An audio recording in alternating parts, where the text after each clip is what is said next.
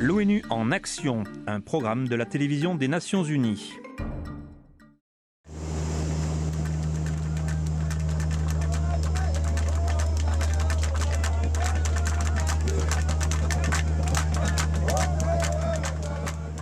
Cet homme a une mission.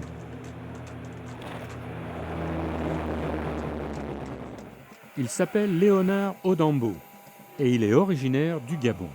Je représente un peu l'écureuil, cet animal qui a la particularité de vivre en haut, sur les branches, et venir informer à mes frères qui sont restés en bas ce que j'ai vu.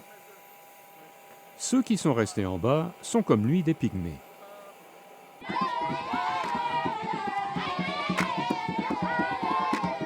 Bien qu'ils soient généralement reconnus comme les premiers habitants de l'Afrique centrale, les pygmées ont été marginalisés et mal compris.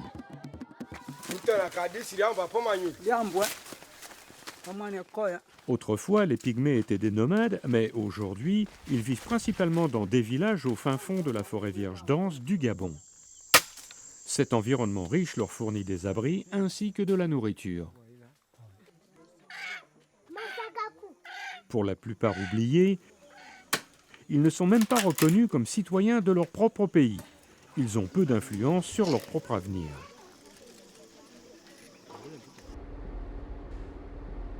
Odambo se rend maintenant à 800 km de la capitale pour rejoindre son équipe près de la frontière congolaise.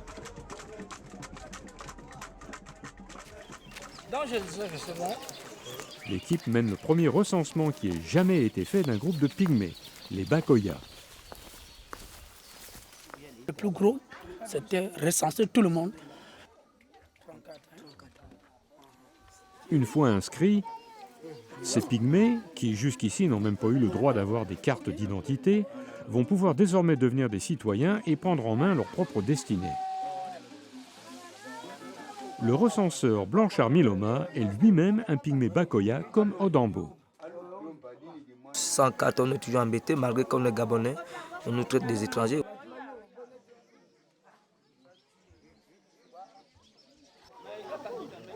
Personne ne sait précisément combien il y a de pygmées dans ce pays, et on pense qu'il y en a entre 10 et 20 000. Le recensement est le premier pas pour en connaître le nombre, et il est financé et géré par le FNUD, le Fonds des Nations Unies pour la démocratie. Roland Riche, directeur du FNUD. Nous aimons voir des projets qui donnent une voix aux groupes, une voix qu'ils n'ont pas encore. En particulier les groupes marginalisés au sein de leur société, afin qu'ils puissent demander ce à quoi ils ont droit. Des droits comme l'accès aux soins médicaux, des emplois convenables et l'éducation. Odambo est l'un des rares pygmées à avoir eu une éducation universitaire et il a décidé de se battre pour que les pygmées puissent obtenir maintenant les mêmes opportunités qu'il a eues dans la vie. Mais il conseille la prudence. Parce que si on perd les usages et coutumes, c'est le déracinement et c'est foutu. C'est foutu.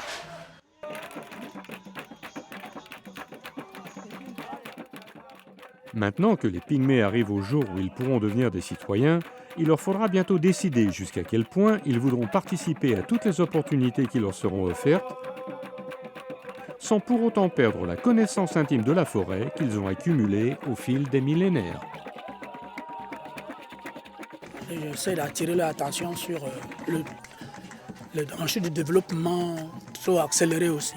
Voilà. Nous sommes un peuple de la forêt. Si nous pouvons avoir un pied dans la forêt, c'est la richesse.